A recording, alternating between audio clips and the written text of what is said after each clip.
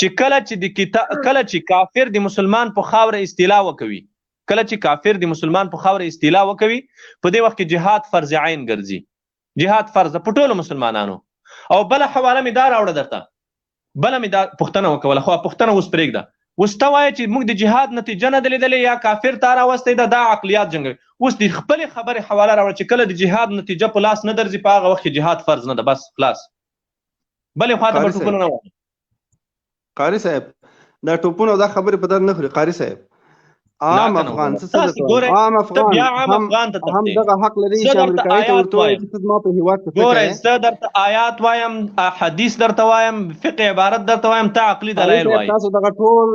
تاسو ټول ناس احادیث آیات ټول منتفي کړي، تاسو ټول منتفي کړي. قاري صاحب ته په دې باندې تکیه نشي کوی. قاري صاحب کوم یو منتفي ده؟ مشخص آیات وایي. کوم یو منتفي ده؟ کوم آیات منتفي ده؟ آیات وایي. دغه قاتل څنګه کوي چې هغه د اسلامي نظام دعوه وکړي، هغه د جهاد دعوه وکړي؟ قاتل دا ستاسو ټول نفوس چې دا 1 لک نفر وي. یو نفر ته وایي چې قاتل د اسلامي نظام او د جهاد دعوه نشي کولای. ولې نشي کولای؟ کوم کتاب لیکلی دی؟ وګ ونیسا خبره ته زما لړن جواب کرا کې دا خلک بستا علمي سویه و پیژني. ته وایي چې قاتل نشي کولای چې جهاد او د اسلام دعوه وکوي. کوم کتاب لیکلی دی؟ حواله وایا. د دین له ادرسه بحث کوي، ته به حواله وایي ماته. ګورئ دغه قاتل څوک چې مسلمان وژني، من قتل مؤمنا متعمدا فجزاؤه جهنم خالدین فيها. نور څه غواړي؟ د آیات سم وایا، آیات دم سمونه ویلو. ګوره دلته د علمي سویه معلومه شو. ته آیات بیا وایا. من قتل مؤمنا تیو ایزا قاری صاحب تیو ہے. نو خود ته زه ولی وایم، ته ولی نه وای؟ ته ما په ما استدلال کوي که زه په تا استدلال کوم؟ څوک چې مسلمان آیات وایا، آیات وایا، آیات وایا، آیات وایا، آیات وایا. مسلمان وجني نه آیات وایا. ومن قتل فجزاؤه جهنم. فجزاؤه څنګه بیا جهنم. نور وایا. خود ته نو لږه قاری صاحب ته ما باندې څه کوي؟ ټول آیات وایا، ټول آیات به خبري وایا، ټول آیات وایا.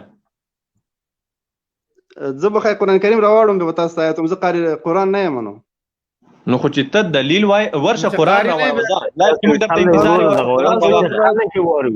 خلک وروي دا ډیره خبره ده. قرآن کریم راوړم دا آیات وای چې خلک زه تاسو ته وایم چې تاسو بهانه لټوي. دغه یو بهانه ده. بهانه نه لټوم. ستا علمي سویه زه اوس ګورم دا ټول ولسته د خلکو ته څرګندوم. من قتل مؤمنا متعمدا فجزاؤه جهنم. مخکې آیات وایا. دې آیات معنا ته ماته صحیح وکوه، زه تاته مات یم. خلاص په دې لایف کې زه تاته مات یم. لاسونه پورته کوم. من قتل مؤمنا متعمدا دا آیات تر بیخه پورې وایا. سمه ترجمه یې وکوه. څنګه ترجمه چې د آیات د په صحیح طریقه.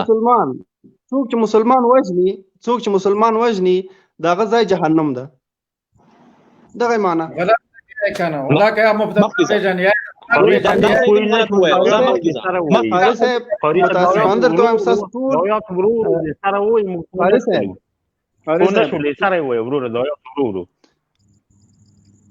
آیات وایم دغه مرزه دینه مزیات نه دزده دغه نه مزده کړای. نو چې نه د زده ګوره چې ته آیات نه دزده نو ته ولې په دومره لویه قضیه کې د دین له ادرسه بحث کوي؟ قاری صاحب بهانه ملټه قاری بهانه ملټه کله ډون چې ستا علمي سویه دومره ده چې تا آیات سم نه دزده. تا د قرآن یو آیات سم نه دزده او د افغانستان د جهاد په قضیه کې ته زما سره استدلال کوي. څومره افسوس ده ستا په حال. ولې موږ تاسو خپله سویه نه پیژنو؟ ولې خپل حد نه پیژنو؟ ستا چې څومره علم ده، ستا چې څومره سویه ده، د هماغه اندازې مطابق بحث وکړو. همغه خلک چې تاسو انتحاري کوئ همدغه زما په اندازه باندې نه دزده. قاري صاحب متاسفانه هغه مجاهد ده. ګور هغه مجاهد ده. مجاهد څه ده؟ ګور خبره وکړه. مجاهد څه ده؟ مجاهد خبره وکړه. نظام قائميږي کله چې اسلامي نظام قائميږي. قاتل ته وایي چې قاتل اسلامي نظام نشي قائمولای. ګور ورور خبره ته غوږ نیسه، مجادله ما کوه. دا د سیکولرانو لایف نه ده. ته وایي چې قاتل اسلامي نظام نشي قائمولای، قاتل جهاد نشي کولای. او په مقابل کې دا آیت پیش شوی چې ومن قتل مؤمنا متعمدا. دا آیت دم سم ویل نشي، اخره پورې نشي ویلای. او بیا استدلال په دې کوي چې دا جهاد او اسلامي نظام نشي قائمولای. بیا وایي چې ستاسو انتحاریانو دومره علم هم نشته. انتحاري نه فدایي ورته ویل کیږي. د مجاهد د پاره دومره علم ضرور نه ده خو ته چې استدلال کوي دلته تا دپاره علم ضرور ده مجاهد دپاره ته اسلام تعریف وګوره نبي کریم صلی الله علیه وسلم ته ګوره نبي کریم صلی الله علیه وسلم ته په یوه غزوه کې یو کافر راغی ورته یې وویل چې یا رسول الله زه چې جنگ میدان ته لاړ شم دا کافر ووژنم زه دی به چېرته ځي نبي کریم صلی الله علیه وسلم یې ته وفرمیل چې دی جهنم ته ځي پیغمبر علیه السلام ته ده وویل چې زه چېرته ځم ده ویې ته وویل چې زه جنت ته ځم ته به جنت ته ځې نبي کریم صلی الله علیه وسلم ته وویل چې کلمات ووایه نبی کریم صلی الله علیه وسلم یې فرمایي چې لا اله الا الله وانا عبد الله ورسوله هغه کافر ګورئ نیمه ګنټه مخکې کافر و هغه دا کلمه وایي نه یې لمونځ کړی ده نه یې روژه نیولې ده نه یې زکات ورکړی ده نه یې حج کړی ده نه یې ستا په څېر رب اشرح لي صدري ویسر لي امري واحلل عقدة من لساني دا د قرآن آیتونه ویلي دي چې تا په سر کې وویل دا مبارک آیتونه الله دې اجر درکړي نه یې دا آیتونه ویلي دي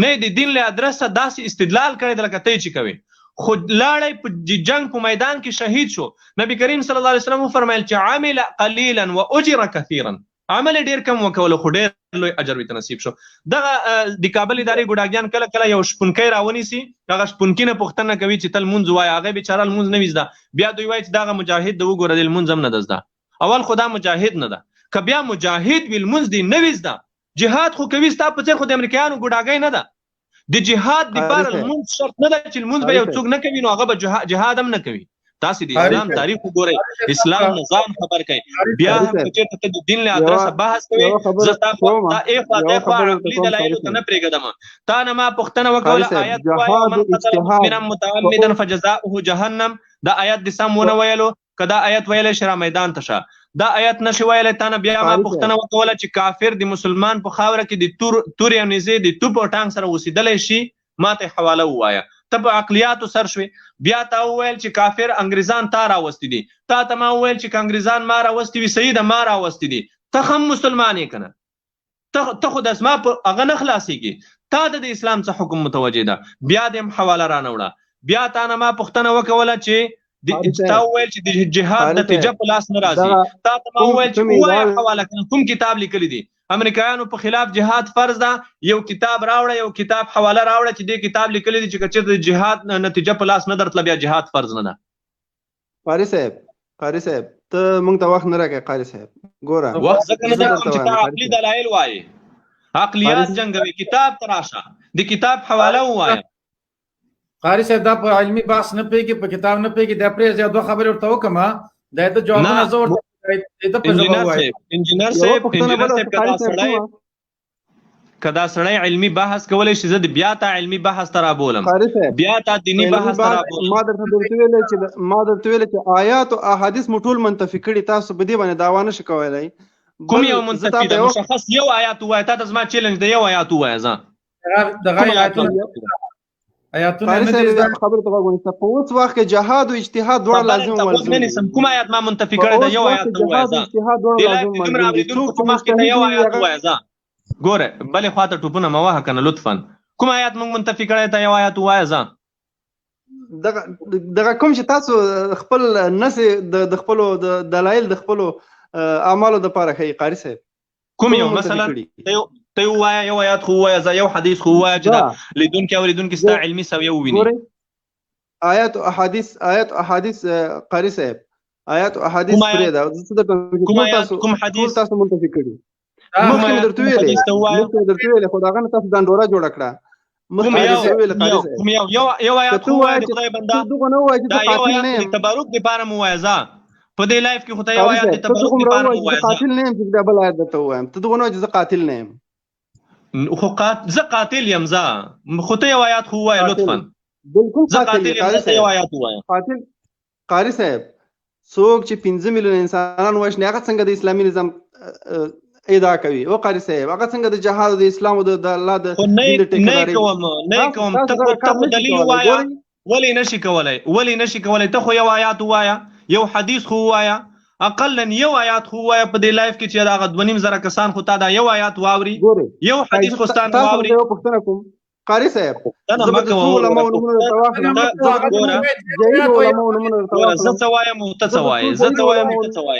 زه تا ته وایم چې په دې لایف کې دا یو آیات خو د تبرک دپاره ووایه تا ته زما چیلنج ده یو آیات خو د تبرک دپاره ووایه د معنی سره کوم آیات موږ منتفي کړی ده؟ زه یو آیات ووایا او ته بلې خواته منډې وهې، ته عقلیات جنګوې، تا نه ما 4 پوښتنې وکولې، 4 زیاتات ما استدلال د قرآن او سنت نه وکولو او ته په مقابل کې عقلیات جنګوې.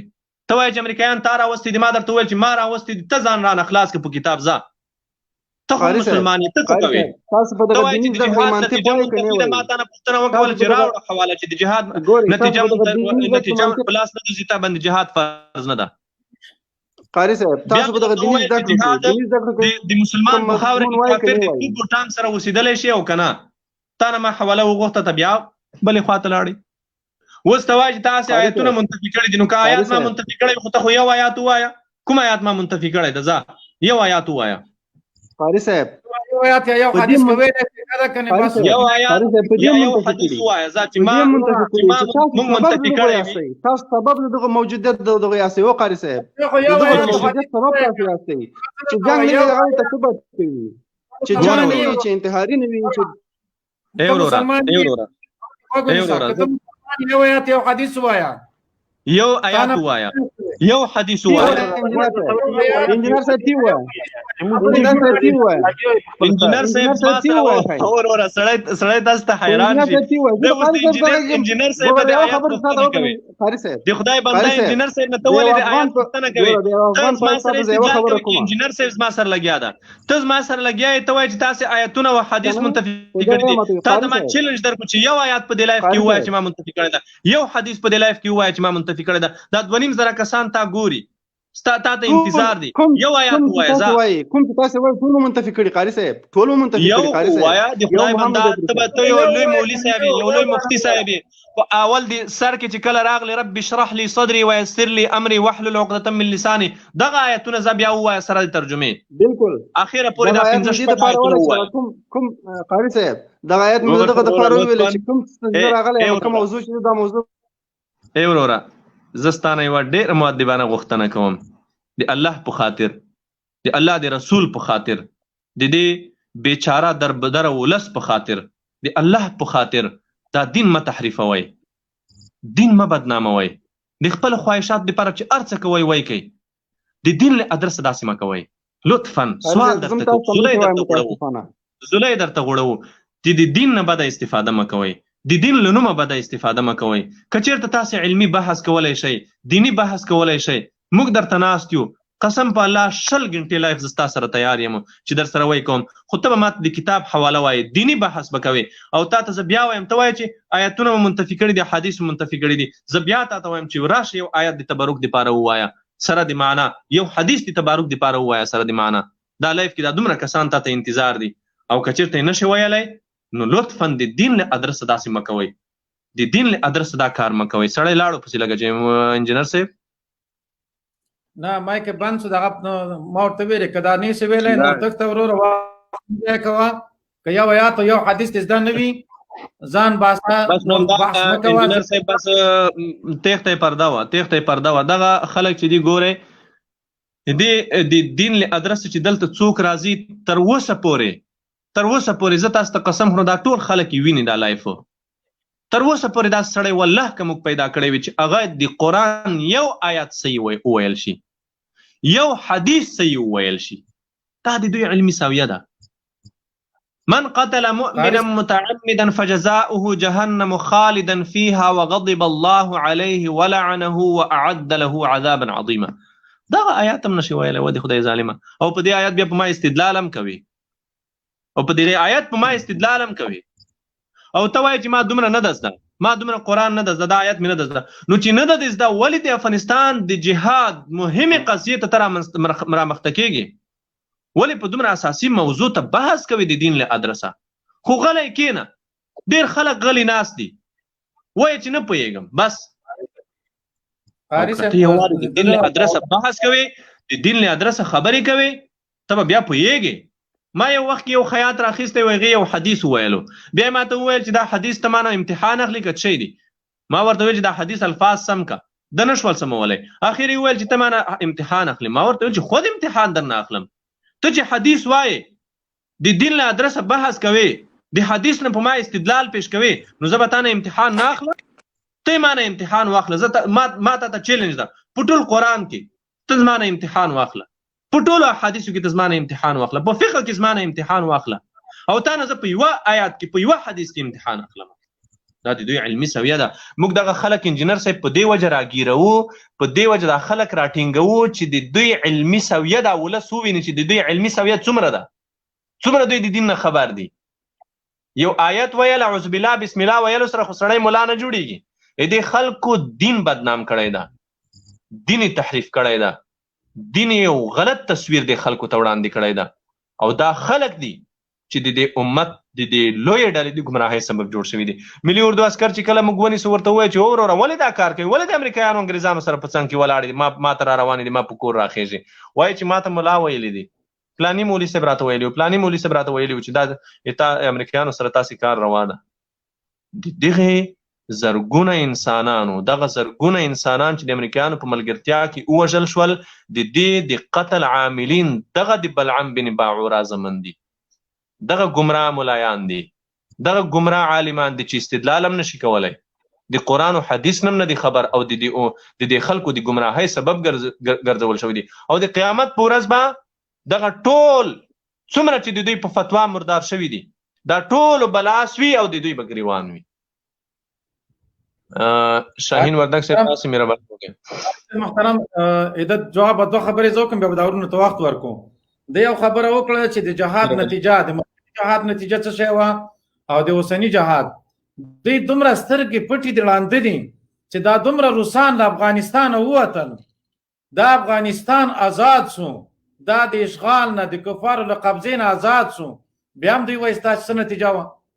بیا دا اوس وخت کې د امریکایان چا وکړل، امریکایان چا په ګونډ وکړل، امریکایان ولې افغانستان پرېږدي تښتي، دین هم غټه نتیجه به وي. بیا یې ویلي چې نفوس د طالبانو ډېر کم ده، په کابل کې 6 میلیونه خلک اوسېږي، 6 میلیونه خلکو کې 1 میلیون خلکو رایه ورکړله، د کابل کې چې اوسېږي هغو خلکو هم رایه ورنه کړه د دوی حکومت ته. نو دا نفوس نور څه قسم باندې وي چې تا په کابل کې هم 15 حصې، په 6 میلیونه کې 15 حصې د طالبان طرفدار دي، نورې منطقې خو پرېږده. شاهین وردک صاحب مهرباني وکړه. السلام علیکم و رحمت الله و برکاته. قاری صاحب محترمه، انجینر صاحب محترمه، او نور استودیو کې چې څه ورونه ناستې غونډو ته السلام علیکم و رحمت الله و برکاته. الله وکړه چې جوړ، روغ، تازه او تکړه او خوشحاله اوسئ. موږ شته انشاءالله. موږ شته. قربان شم انجینر صاحب، الله دې وساتي. انجینر صاحب محترمه، داسې وچلې د خلک سره د اوله ورځ نه ده، ولس باید په دې باندې پوه شي.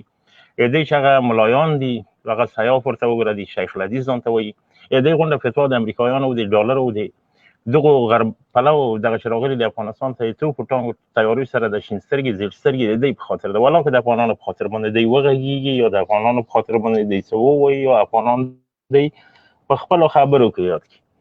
دا اوس تاسو فکر وایي چې دوی سړي په خپله ویل چې امریکایان راغلي دي، هېڅ جهاد نه ده ورسره روا. نو جهاد د دې سره چې روانه ده د چا سره روا ده؟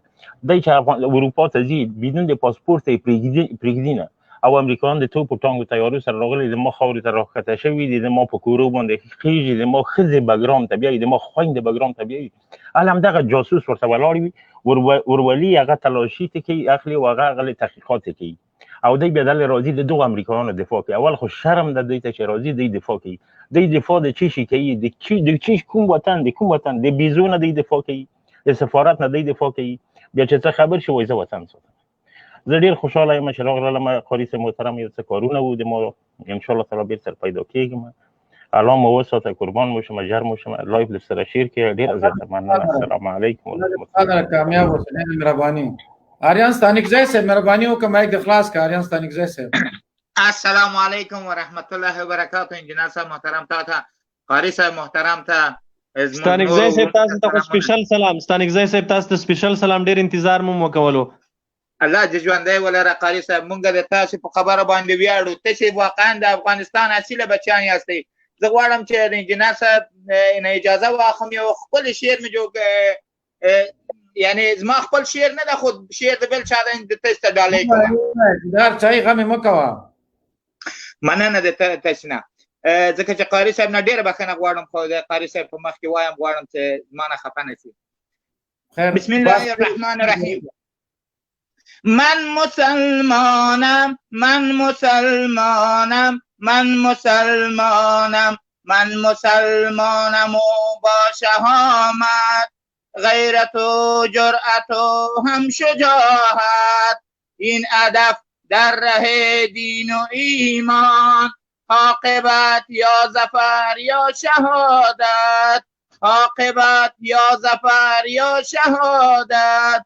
این حقیقت بدان ای مسلمان، شد فدا جان فاروق و عثمان، حمزه با آن جگر پاره پاره، خالد و حیدر و سعد و سلمان، 100,000 جوان لالگون شد، این زمین بهرشان رنگ خون شد، بهترین بندگان و رسولان، اشک و خون محمد برون شد، بانک تکبیر و زر اقتدار من است، اقتدار من است.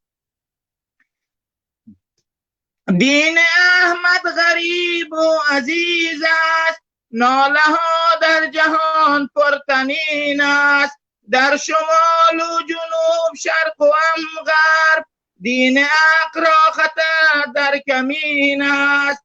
غیرتت ای مسلمان کجا رفت، شوکت و عزتت در فنا رفت، گر صحابه بودن در اینجا، نام ذلت به باد فنا رفت. پیش از این تا به کی در جهالت، تا به کی خواب در این عقارت، زنده کن دین بر حق احمد، آن رسولی که گیریش برآمد، آن رسولی که گیریش برآمد. ماشاءالله ماشاءالله. داسې خوند وکړه چې انګزی صاحب مننه، ډېره مننه، الله دې اجر درکړي، ژوندی دې وي، جزاکم الله. دا بل نور انوار ورونه مهرباني وکړه، مایک خلاص کړه. بیا ان شاء الله به خپل نظر ورکوم. تاسو سره یاست، مهرباني وکړه، مایک خلاص کړه. السلام علیکم انجینر صاحب او قاری صاحب محترم او ستانګزی صاحب، السلام علیکم ټولو لایف مارګلو ته سلامونه نیکی. وعلیکم السلام ورحمت الله. زما یو څه پوښتنې دي قاری صاحب محترم نه هیله ده چې راته دي. مهرباني وکړه قاری صاحب محترم، تاسو ته چې ډېر خلکو سوالونه کړي دي، یو څو سوالونه زه کوم وایي چې طالبان د پاکستان او د روس او د ایران معاشونه اخلي. تاسو په ډېر جوابونه خلکو ته ورکړي، خو ځان د اول ځل دی چې دغه ته رالم ځای ته. نو امریکا او نور هېوادونه چې څومره معاشونه د افغانستان ملي اردو ته ورکوي، دومره بیا طالبان نشي ورکوي. افغانستان کې افغانان ټول غریب خلک دي، نشي کولی چې په افغانستان د خپلو ځمکو نه دوی ګټه ترلاسه کړي. نو خامخا دوی غواړي چې اردو ته لاړ شي، دوی بله لاره نه لري، او یا خارج ملکونو ته ځي، نورو ملکونو ته ځي. سوال وکړه، سوال دی وکړه، سوال انجینر صاحب پرېږدي د دغه ورور که سوال کوي. مهرباني وکړئ انور صاحب، مایک مو خلاص کړئ.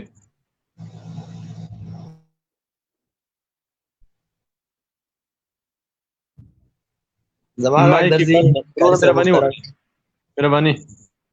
نو قاری صاحب محترمه، دغه زما یو دا سوال دی چې د افغانستان ملي اردو یا ملي پولیس یا دغه خلک چې دوی د دې صفونو ته ورځي، د ملي اردو صفونو ته ورځي، نو زیات خلک په دې نیت ورځي چې خپل کور ته یو څه نفقه وګټي. نو دا خلک په دې لاره کې مړه شي، نو دوی مرګ سره کم کېږي. دوی خو بله لاره نه لري، د مجبورۍ د وجې نه دې صف ته ورځي. دا مطلب انور صاحب تاسې کوزیږئ، ما تاسې که بله پوښتنه لره زه دا درته ځواب کوم، یو بل سوال وکوئ. انور صاحب ګورئ، د ملي اردو یا اول خو تاسې وویل چې ملي اردو د معاش دپاره ځي، او دغه که چېرته یو څوک د موږ خاوره د معاش دپاره ساتي، نو موږ په داسې خلکو خاوره نه ساتو. موږ الحمدلله فوز لرو، موږ اردو لرو، نظامی ځواک لرو، الحمدلله تر 1.5 لک پورې روزل شوی داسې ځواک لرو موږ الحمدلله چې په ځان پورې بارود تړي او په دشمن ورځي، د دشمن په ټانګونو خېږي، داسې ځواک موږ روزلی ده. او دغه ځواک اوسه پورې تنخواه نه لري. 19 کاله د امریکایانو په مقابل کې جهاد کړی ده، سر نم تیر ده، د مال نم تیر ده، د اولاد نم تیر ده، د کور نم تیر ده، د کورنۍ نم تیر ده، د هر څه نه تیر ده. داسې سرتیري موږ 1.5 لک لرو. نو موږ غواړو چې په دې خلکو هیواد وساتو. اردو که چېرته زما سره دا هیواد ساتي، داسې ساتي لکه زه چې ساتم، زما غېږ ورته خلاصه ده.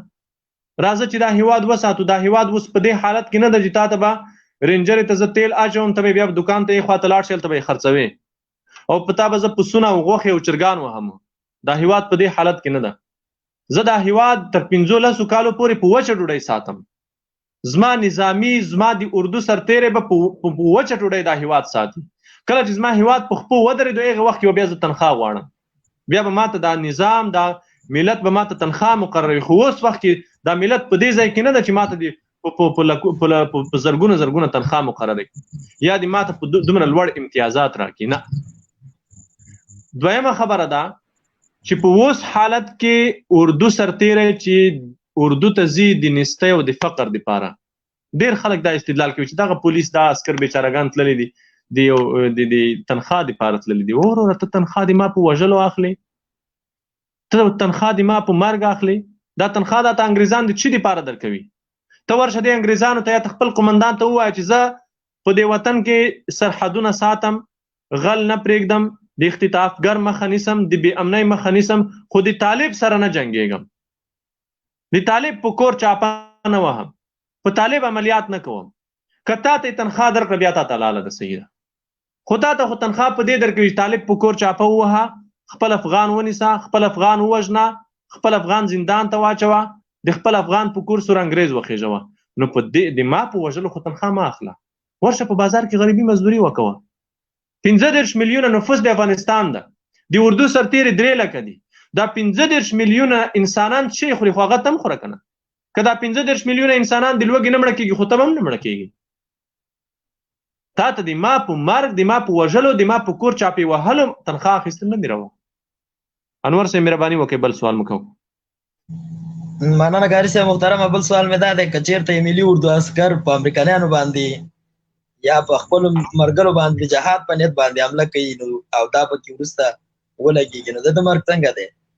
یوه پوښتنه دی پاک شهید ده، دی لوی شهید ده او د ده دا عمل لوی عظیم جهاد ده او موږ دې خلکو ته وایو چې ستاسې دپاره د دې جهاد ډېره بهترینه موقع ده. قسم په الله د موږ مجاهدین، د موږ فدایان په ډېر تکلیف داسې ځایونو ته ځان رسوي چې تاسې ورته رسېدلی یئ.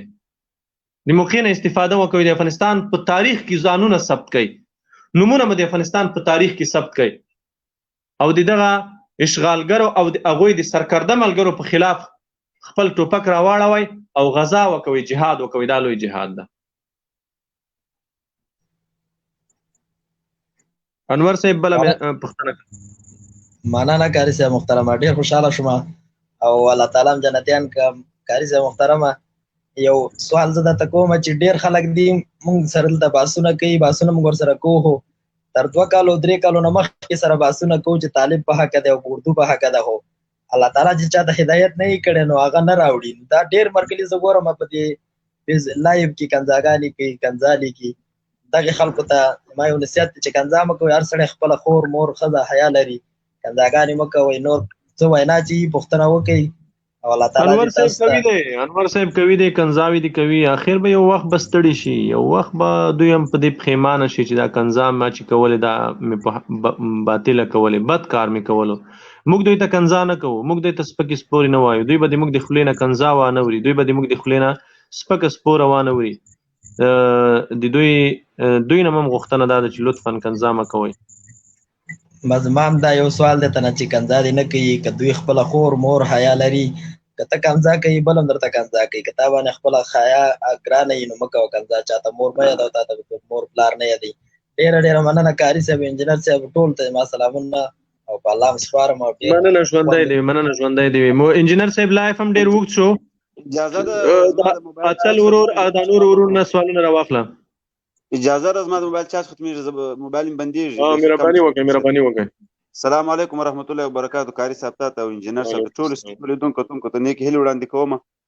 قاري صاحب زما سوال د مستقبل په باره کې دی، که جواب دې راکړي که دې رانه کوي، خو زه داسې دوې خبرې کوم.